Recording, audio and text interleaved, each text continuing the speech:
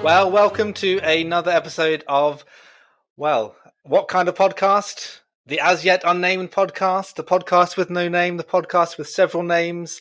You know, we're going to keep running with this for a while. We've been, appreciating all of your wonderful name suggestions, and we'll keep considering them. Any kind of favourites that have come to mind of late, or any kind of recent things, Andy, that have come your way? Well, I have to say, Aaron, I have been singularly totally impressed by the creativity, and B, by the fact that some people, there is no line in how far they'll try pushing the humour. David from Edinburgh and Justin from London, you know who you are. Neither of those suggestions were principal. But there have been some interesting ones. So I think hopefully by the time we get to the next show, we'll be able to sort of perhaps present 3 or 4. And we can't really take a vote. It's not a live show, but maybe we'll actually have a name for this podcast. Or maybe in 50 years' time, we'll still have no name. We will be that podcast that never got around to naming itself. I'm amazed that we've gotten to episode 4, to be honest, without a name. Michael, how about you? Anything come your way? Anything come to your postcode or to your post box as you? No, nothing yet. I quite like the 3 Men in the Podcast idea, partly because I live by the Thames. So, having read 3 Men in the Boat, it's kind of good. Maybe we need to get a dog to come join the podcast. So that would be good. Yeah. Yeah.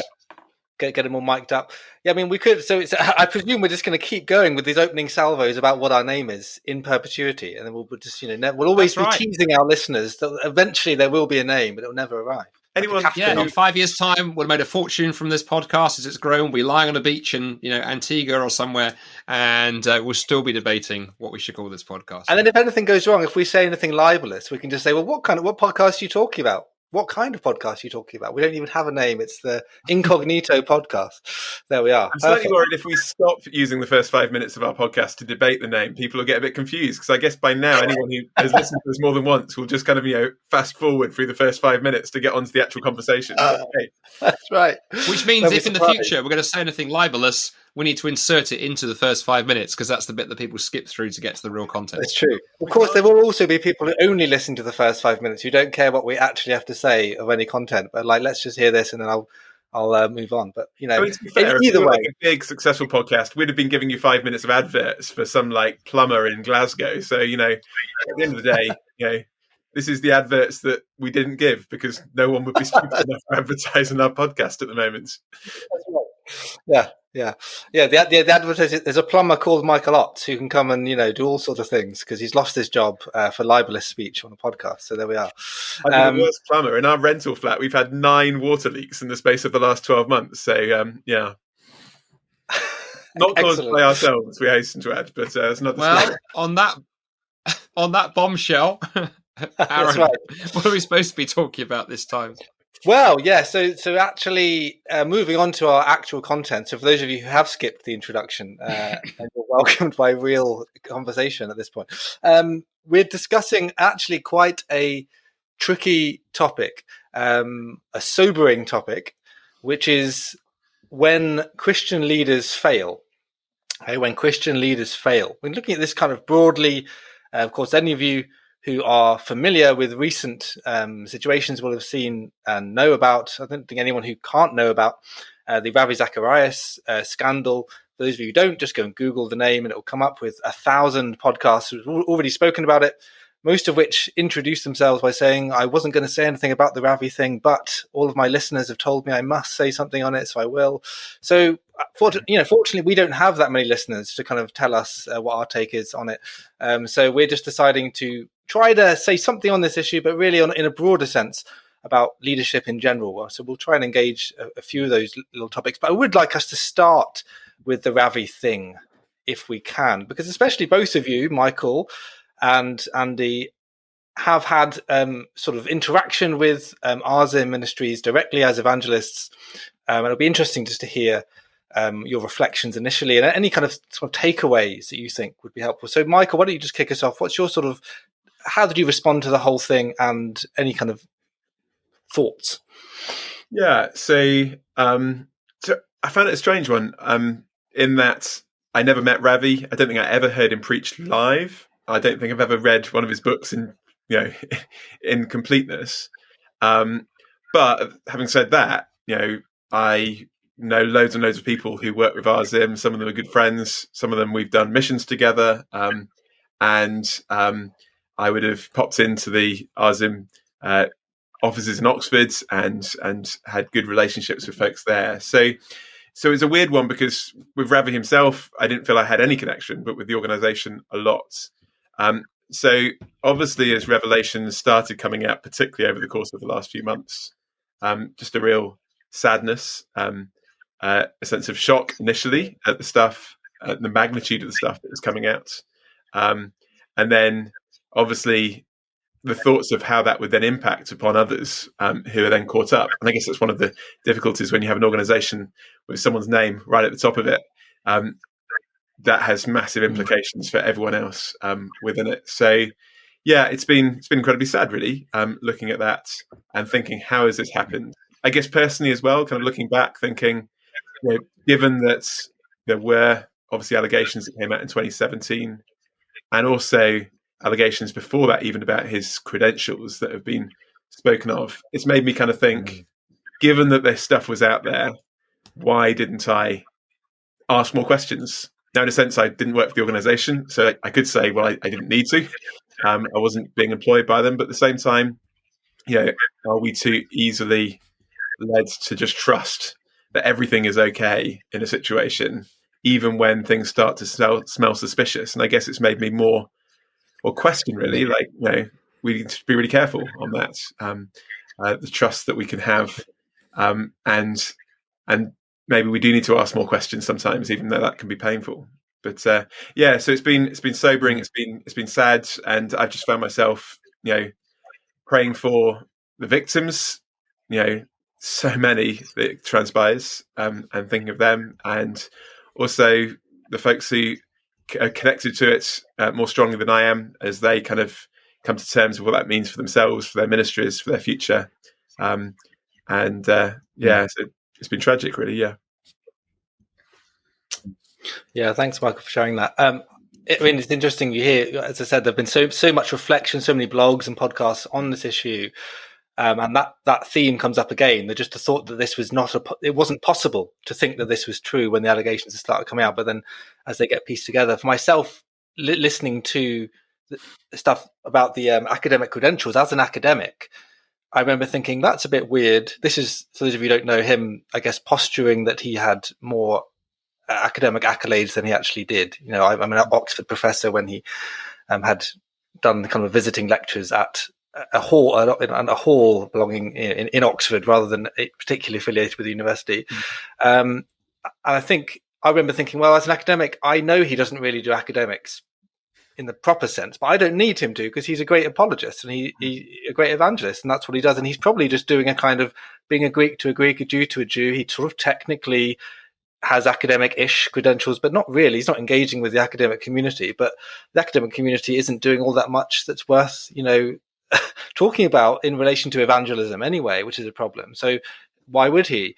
So I guess I kind of just sideline that. But as you say, the things build up and then they become, insurmountable by the end. But some of the issues we'll talk about are systemic, aren't they? That relating to institutions and the church. How do we actually face these kinds of questions when they come, before we hear all the information and it's easy to pile on social media and all the rest of it.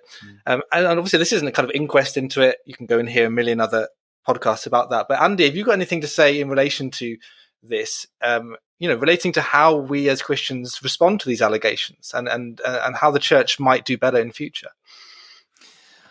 Yeah, it's an interesting question, isn't it, Aaron? I mean, to go, for my two pennyworth, I was slightly more connected to RZIM back in the day than Michael was. So I was their Canadian director for 2010, 2016, and that was actually a fun gig, because that was a fairly independent kind of setup. We were pretty independent of the US mother kind of shit, and left to get on with it, because America always has a slightly strange relationship with Canada anyway. And then I left in 2016 for a whole number of reasons. One was a tendency to ask the wrong questions, and I ran a little bit into some of the cultural stuff. around the organization. I think there's some bigger cultural pieces around RZM, if I'm honest. And then it was interesting when, of course, the credentials piece broke, as you referred to there in 2017, like you, because I'm not an academic, but I've got an academic background. I've got an doctorate. I do visiting, lecturing. I'm always very careful to get that right. And only, I'll only talk about my having a position if it's also on the organization's website. That's my gold standard. And looking, going, that's a bit odd. But I think at that point, I was still quite raw with the way that I'd left RZM. So I sort of confess I didn't look. I just ignored it and kind of moved on. Then the stuff broke with Laurie Ann Thompson, this Canadian woman who Ravi had groomed and had this inappropriate relationship with and abused and all kinds of other things. And I remember at the time thinking, well, this doesn't look good at all. But then I was blindsided. I think I was blindsided by the fact, of course, that the Thompsons led with this request for a lot of money from Ravi. And that allowed Ravi's defenders to go, oh, look, see, they're just extorting. You can't trust them. And that, I think, did hold some traction. And then my mistake was I then trusted people. I remember talking to my friend Abdu Murray, who's still, on the senior leadership team with RZM, and, calling him up and going, dude, what's going on?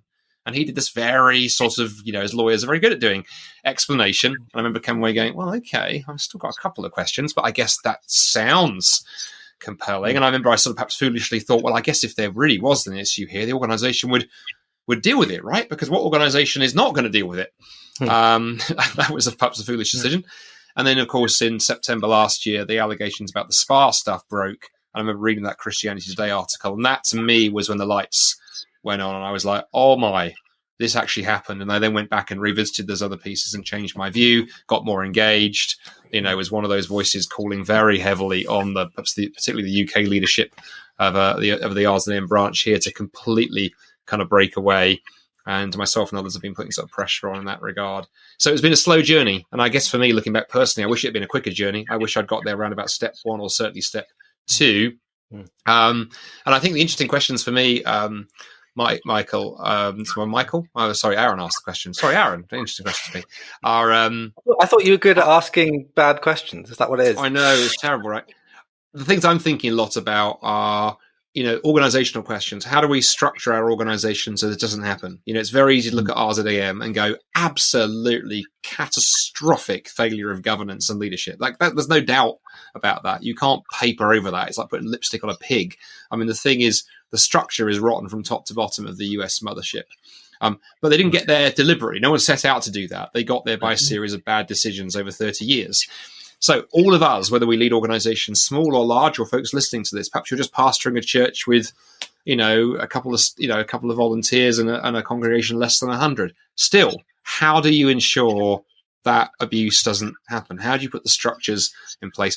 And then the other question for me, I suppose, Aaron, that I'm thinking a lot about is, do we have a tendency as Christians to kind of put our favored people on pedestals? And the interesting thing is, this is not an evangelical problem, because people do it across the board. If you are the sort of, left-wing, liberal, progressive end of Christianity, and you think, we evangelicals are terribly naughty types, it happens over there too. And it happens in atheism. Atheism has had a whole series of high-profile scandals in recent years with high-profile atheists, misbehaving themselves and causing all kinds of chaos. But Christians should do better than that. We should do better than that. So how do we do better than that? How do we lead more like Christ? How do we hold our leaders accountable? And how do we make sure that if people have been victimized and abused, we make it super easy for people to whistleblow, to come forward, to tell their stories? Boy, have we got a lot of work to do. There's a lot of work to do. Yeah. Thanks for that.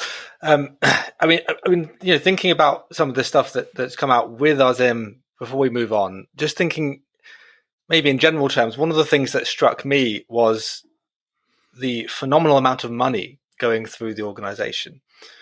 And of course, there's the oft misquoted, but still profoundly true verse in scripture of the love of money as the root of all kinds of evil, often misquoted as money is the root of all evil, but the love of money is the root of all kinds of evil. Do you think there's something about evangelistic organizations that seems particularly prone to this? Of course, we know of the televangelistic failures of those health and wealth preachers who tend to sort of bring in loads and loads of money. There was clearly something with, but it's linked into what they actually do. It's their gospel is almost a gospel of money, as it were. with ours, it was slightly different, but there's still surprising amounts of money coming through. And is there something about just having that much money in your control that actually is difficult and challenging? Yeah, I think so. I mean, let me say a couple of thoughts, and then Michael, as somebody who has vast amounts of money and a house on the Thames, and always talking about his boat and everything. That's why he used to call the podcast "3 Men in a Boat," so he can show off his giant yacht on the Thames. I should add at this point that the old adage says, better than having a boat, have a neighbour that has a boat, right? So there we go. And in Michael's defence, in case of people about to write in with angry complaints, it's a fairly small boat. I think you've got it more like a canoe. In fact, is that right?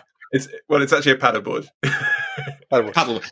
Not even a canoe. It hasn't even got sides. It's a 3-story paddleboard. Yeah, exactly. Back to the money piece very quickly, Aaron. You know what I think is interesting? I think you're right, but I'll tell you the other thing, connection with evangelists, I think, is that evangelists by our very nature are persuasive people. Because you've learnt to be persuasive. You want to persuade. You spend your life trying to, commend Jesus to people. And the problem is, every gift has its dark side that if you're not careful, you can use for ill as well as for good. And I think the problem is when you're someone who's charismatic and persuasive and engaging, the danger is that you can use that to persuade people in unhelpful, inappropriate ways. I mean, I remember learning this early on in my married life because I would try and play apologetic arguments with my wife. We would be having a debate, a discussion as husband and wife over something, and I would suddenly be bringing in philosophy and all kinds of things. I remember Astrid would often go, hang on, that's not fair, because I haven't been trained that way. She's got brilliant other skills, but she's not a philosopher. And she would quite rightly call me up and going, don't you dare start trying to use philosophical rhetorical tricks to win an argument. That's not fair. And she was dead right, because it was totally inappropriate use of that particular tool. And now, thankfully, she dinged me around the head, and I don't do it again, because a couple of dings around the head you learn quite quickly. But I do think, for someone like Ravi, I think he was incredibly charismatic, and that was part of his gifting. And obviously the Lord's used that for good. In some ways, but also, that very quickly could then be used for all kinds of things, manipulating people, control, and everything else. And then couple it with money, you've now got charisma and persuasion plus resources and opportunity of going, that's a very toxic mixture, and with no accountability, because it turns out, he was not accountable to his board, his senior colleagues were not asking the questions they jolly well should have done, and he wasn't in a church, which we didn't know when I was a team member back in 2010, 2011, that kind of thing. We thought that he went to a church in Atlanta. Turns out that he didn't at all. So those things, persuasiveness, money, and no accountability, I mean, in a sense, that is an absolute disaster waiting to happen. I think just picking up on that, I mean, it'd be good to go back to talk about the church issue, because I think that's critical as well later. But in terms of the money, I think one thing to say in terms of Christian organizations is, in terms of like doing frontline exciting evangelism, that's probably one of the easier things to raise money for in terms of the Christian church. It looks exciting, and you're appealing to people's desire for the gospel to go out, which is great. And you see this happening. You can see people with the best intentions wanting to support that and encourage that. But of course, their responsibility is then how you steward it. And I guess two thoughts about the use of money. One is just reading the report, which was so horrific, was a lot of this just wouldn't have been able to happen if there wasn't the levels of money splashing around that was there, at least not accessible to staff members. But also, I guess, in terms of accountability, if you're working for an organization and being paid a very, very healthy salary, as it turns out that quite a number of the senior leadership were, there is a temptation to maybe not want to believe reports about the leadership of that organization or problems with the senior leader of it, because actually, where else are you going to go? Now, I'm not saying that it was done, overtly for that, or people would even consciously think that, but actually, if you're in such a situation where actually, someone said, you're not going to bite the hand that feeds you that kind of money. So actually, if you're getting loyalty by paying people over and above, there's just a danger there, isn't there? If that's the reason why people want to stick with you. I'm not saying that is the reason, and there's lots of wonderful people within it, but there's just a danger there as well. Yeah, no, that's really helpful. And I think that's right, that the fact that even if it's not overtly pronounced, I think there can be self-interest involved, even in deceiving oneself, that if you asked questions or did some digging, it would be worse for you to lose your job because you're useful for ministry. You could certainly think, well, this might be quite bad, but if I actually ask too many questions, I will lose my job or something, and therefore I wouldn't be able to be fruitful in this kind of ministry or that. There's all sorts of things, and no doubt that's when the people who are deceived themselves, who are perpetrating abuses like this, no doubt go through processes of rabbit hole self-deception that what they're doing is somehow okay, that how they can live this sort of double life and justify it, which sort of leads on to the issue of spiritual abuse, which obviously came up in the Ravi case significantly. But it's a term that is quite hard to define. I know there's organizations which speak into it and are experts in it almost, but I think it can be banded around in an unhelpful way. Now, in Ravi's case, it would be the spiritual abuse by almost baptizing what you're doing, even with the person that you're abusing, to bring God into it, to pray with the victim, this kind of thing, and say, this is all connected to the ministry. Don't talk about this because it will undermine the ministry. There's that kind of horrendous level. We had similar things with Jean Vanier, praying with people and sort of saying that God is okay with this and speaking with this tremendous authority which can't be sort of questioned in a one-on-one situation. But then you have that term bandied around to anyone who is showing authoritative leadership in any sort of sense. So Andy mentioned earlier the danger of being charismatic.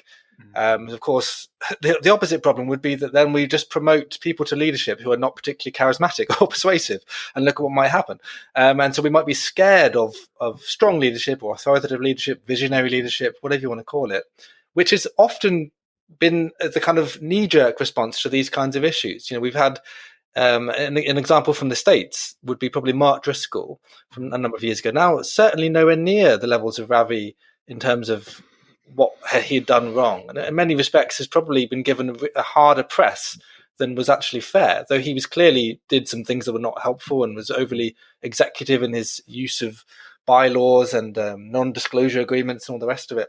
But ultimately, he was just very, had a very clear vision, single-minded, and was not prepared, was happy to tell people where to go if they didn't agree. Now, we've had leaders who've done tremendous things in the history of the church, who've led in a similar kind of way. We think of the Salvation Army, William Booth, Methodism, John Wesley. If we knew more about them in their day-to-day, we might be saying that they're spiritually abusive as well. And then what do we do with Methodism? What do we do with the history of so many of these leaders who have strong characters and are charismatic? God's given them a certain gift. They've got some edginess to them. How do we deal with that when we have to deal with the problem of keeping these charismatic leaders accountable? Anyone want to have a go at that? Straightforward question. I guess I just begin by saying, and then I'll pass to Michael for the spiritual. Perfect podcast chat, that is. I'll begin by saying. I'll begin by saying, and then I'll pass it to my esteemed colleague. It does occur to me, of course, this is not just a Christian issue. I think that I find fascinating. There is something about strong leadership and just tipping the balance between, being a strong leader who knows what he or she wants and goes for it, versus then riding roughshod over others. And I deliberately say she. I mean, you look at political history. You look at someone like, say, Margaret Thatcher, the first female prime minister of Great Britain, and whether you were for her or against her, what you can't deny is, absolute trailblazer in terms of politics, strong leader. And if you read the sort of 3-volume biography of her that came out over the last kind of 10 years or so by Charles Moore, which, even The Guardian, which is no fan of Thatcher, says is probably one of the greatest political biographies of the last 100 years. Charles makes the point. I mean, early on, that leadership style she had was phenomenal because it got things done. It brought changes through that needed to happen. But then it tipped over into not listening, being egotistical, thinking she knew the answer to everything, never consulting, never being accountable. And that was partly what led to the meltdown and the explosion and the kind of night of the long knives and goodbye. Yeah. Or in the business world, you might look at, say, one of my business heroes, I think Steve Jobs, founder of Apple. Feet of clay, when I say one of my business heroes, because the guy, was single-minded in the vision he had, revolutionized 4 or 5 different industries. Most people, if they're lucky, get to revolutionize one in their business career. He revolutionized at least 5. But if you read the big biography of him by Walter Isaacson, going again, just in terms of his interpersonal relationships, a total, utter bully. And to go, so this is not just an issue unique in the church. And I wonder whether and I'll pass to Michael to see what you to pick up on this. I mean, I do wonder whether the key piece is that accountability piece. Is that once you stop listening, if you've got strong opinions, but you listen to others, and others know that they can challenge you and question them, and you don't mind the kind of conflict, you don't mind people pushing back at you, then it's not so bad. It's when you get that strong leadership who kind of knows what they want, but then shuts all other competing voices out and rides roughshod over people to get to the end rather than carry people with you. That's when the abuse happens, whether it's in political leadership, business leadership, or church leadership. And it's particularly toxic in the church because obviously the example we would look to for leadership is Jesus, who knew what he wanted. I mean, he knew where he was going. He knew he was going to Jerusalem to die. He knew his mission was to, inaugurate the kingdom of God. He didn't wander around going, well, I've got a couple of suggestions if you think about it. He was authoritative, but he was doing so in a way that was gentle and drew people with him, and such that even the most wounded of hearts were happy to listen to him and not feel kind of ridden over. And that's why it's so toxic in the church, I think, because it's such a clash with what the model of true leadership should look like. But anyway, that's helpful. And I think it's interesting. It's always good to bring things to Jesus, isn't it? When we're Christians, I'm an evangelist. We have to do this. Yeah. Although you did start with Steve Jobs and stuff, so you started secular, then you moved to Jesus. But no, I think it's interesting. Jesus is the model of leadership. But because when he deals, there are some times where he deals with people, obviously, where he's a lot tougher, isn't he? And quite abrasive. If you think of Matthew 23 with the lament against the Pharisees, the woes for the Pharisees. What if there was a softly spoken Pharisee who took that the wrong way and then wrote a blog about how Jesus was spiritually abusing them because he made them feel bad? He'd called me a whitewashed tomb. I mean, what a mean guy, what a bully. And of course, Jesus knows who he's speaking to, and he will tend to change his tone drastically depending on the person involved. Usually, relating to the power they have and the way in which they're exercising that power, the things that they should know, and the way that they're treating those around them, and the way they're perceived by those around them. But still, there's times where Jesus says stuff which, if you try to repeat it in any context, you would now be called abusive. You'd now be called a bully just for speaking like you really mean it.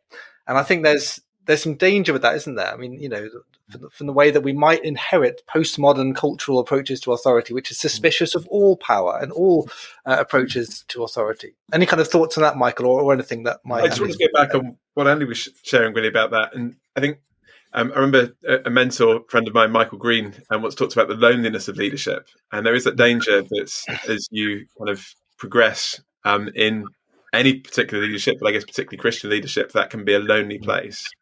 And I remember someone else saying the sign of a good leader is that they surround themselves with strong individuals who will be able to challenge them. And a bad leader or a weak leader is someone who surrounds themselves with weaker individuals to bolster their opinion and their position.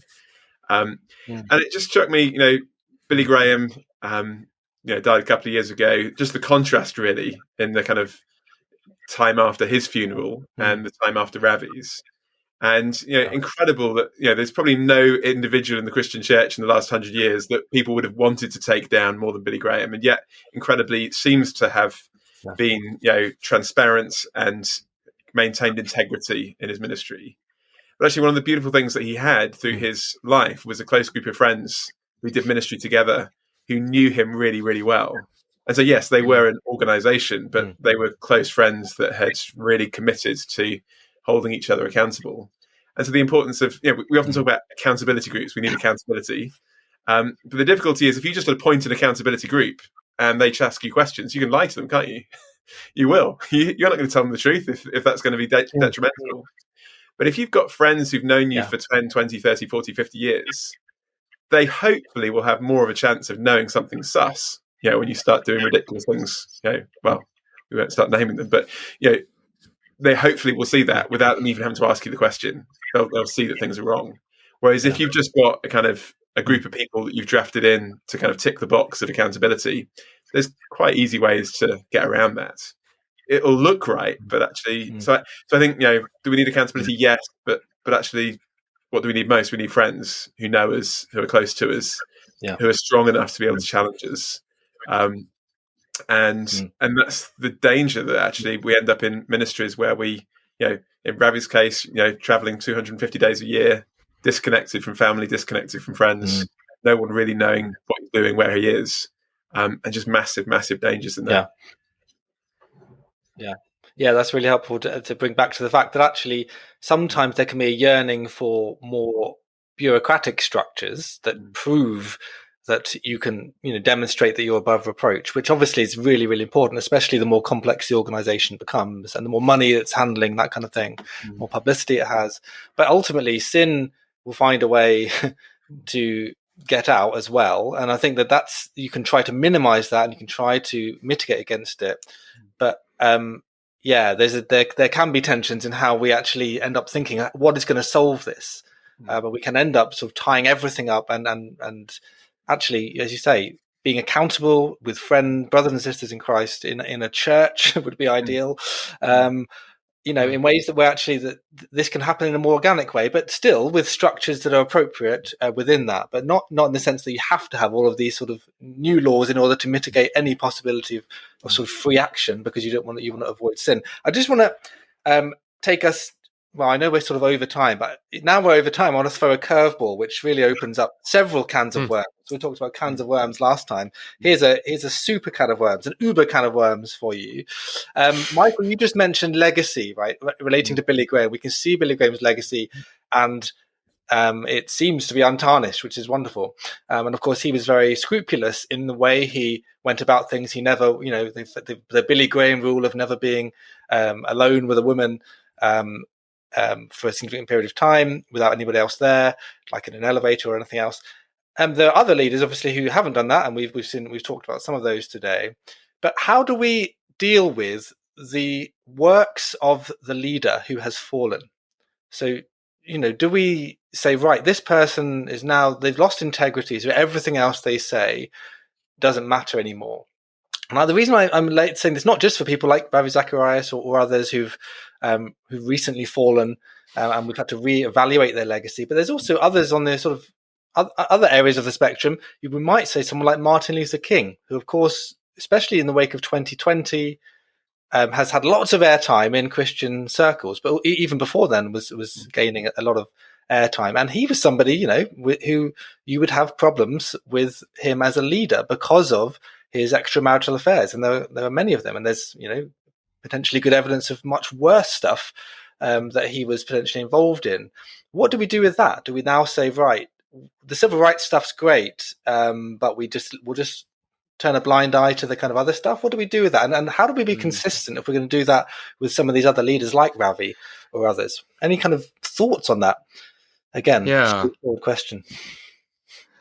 Just a couple of thoughts to begin with. I mean, the MLK piece is interesting, isn't it? Because I think why that's so raw, of course, is, everyone has their own set of heroes. And, Ravi had his heroes, and Ravi has fallen, and the fallout is happening. MLK has a whole different set of heroes and intersects with a whole set of things that we really want to be affirming and positive about, and suddenly gets horribly controversial. And again, I think there's the tendency, right, for people to go, let's not ask the question. Let's not ask the question. But surely we've got to ask the question.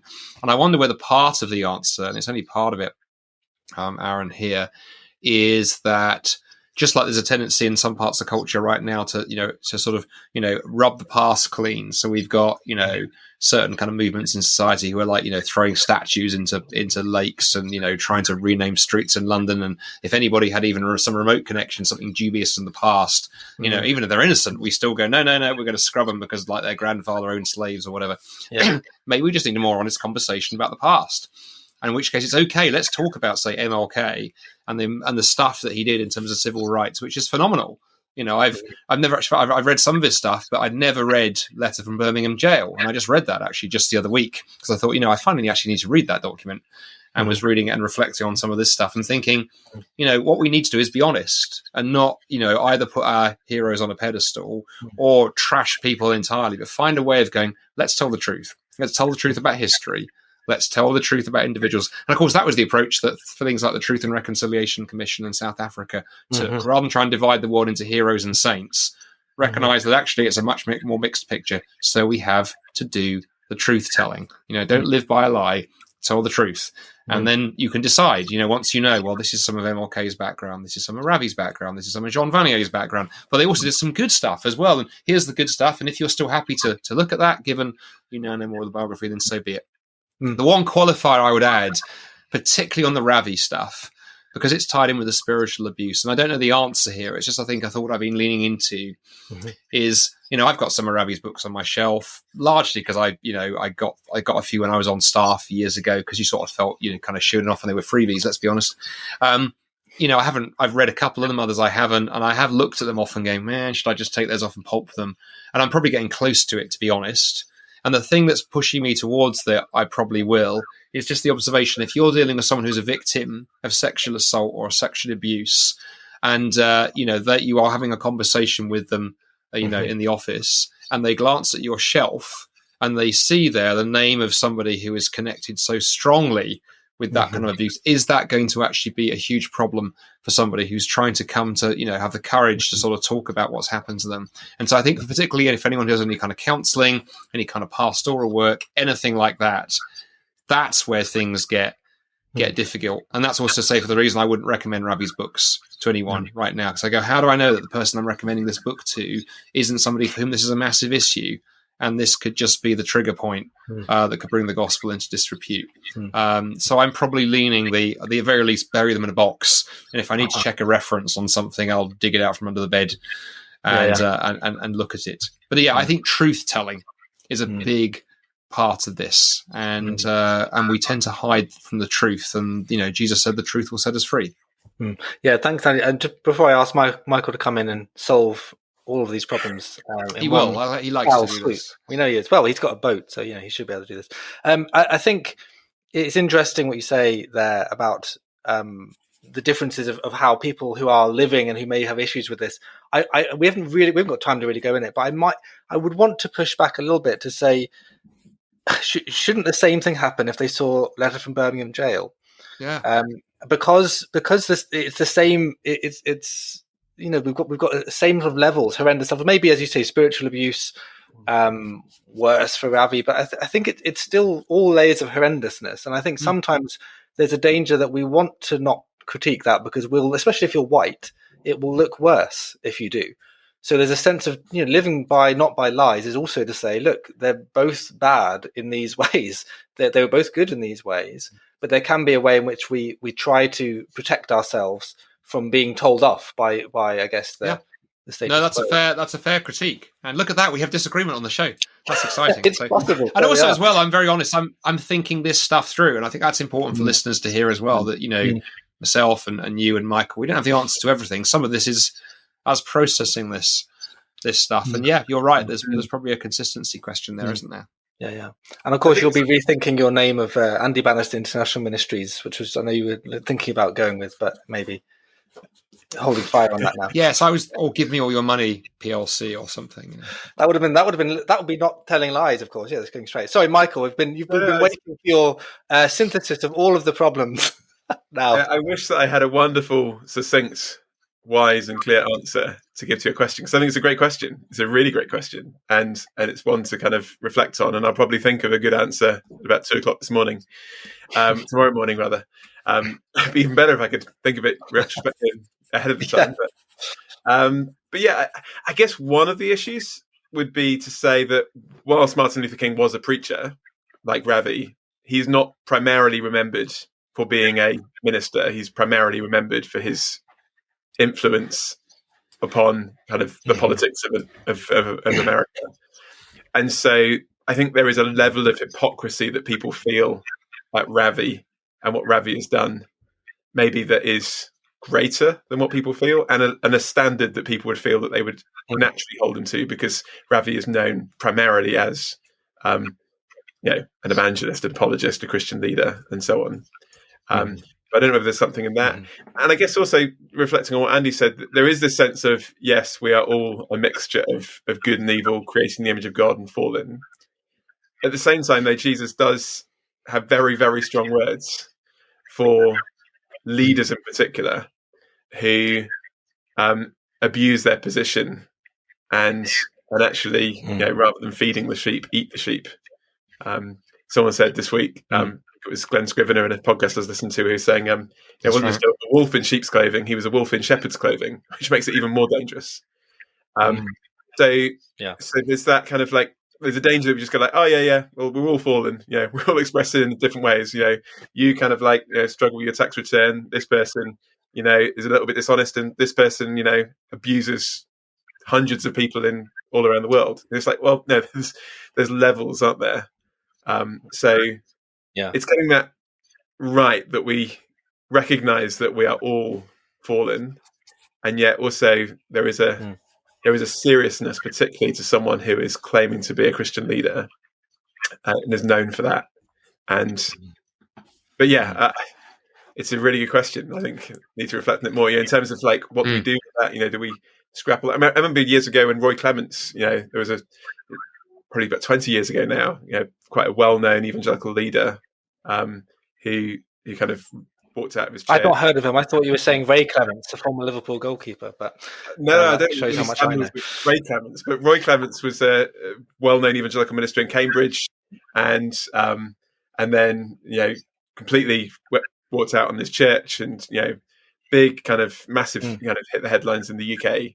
And it was interesting because again, what do you do? Because I got books that were written by him, and there's a book that he wrote on the parables, which is brilliant. And read back through it, and I think we want to say, all truth is God's truth. It wasn't Ravi's truth. When Ravi spoke the truth, he was speaking God's truth, not his. And as preachers, there is a sense in which we are pointing away from ourselves to Christ at our very best moments. And when Ravi did that, we celebrate what Christ did and the truth that was proclaimed. But I think there's also a kind of question of kind of immediacy as well. There's a time to say those things, but actually in the midst of all this thing, if the first thing we say in response is like, well, it's great, his books are still good, that can be incredibly insensitive. Yeah, no, that's those helpful. Thanks both of you for those. And I think there's so much more we could say and reflect on. I think there are so many other reflections on this issue at the moment relating to the Ravi Zacharias situation. But hopefully we were able to get into some of these issues that linger a little bit more broadly, and hopefully give us some questions, if not answers, to start thinking about where to go next when we kind of address this issue. And that it is clearly the case, as you were saying earlier, Andy, as well, that Christians ought to do better. Christians need to be setting a high standard, and yet at the same time we recognise there are attacks upon the church, attacks upon Christian leaders, targeted attacks, as in spiritually speaking, as well as in other realms. And I think we need to be wise to that as leaders ourselves, in whatever capacity we are ministering or evangelizing or leading or whatever we're doing. And that's clearly something we can see, the amount of failures we have seen in leadership, that nobody's immune to certain kinds of attacks and temptations. So whatever we can do to encourage fellow leaders in that way to speak truth and to live truth, we ought to be seeking those ways as best as we can. Well, I hope that has been a helpful episode. And as always, thanks to Michael Otts and Andy Bannister for your helpful reflections there. And, again, we're looking forward to hearing more of your podcast names streaming in as of now, as of 2 a.m., as Michael mentioned before, where he's going to have his great idea. We want to hear your great ideas on anything you want to suggest for this podcast, particularly name related would be great. Well, bye for now. Thanks, guys. Bye. Bye for now.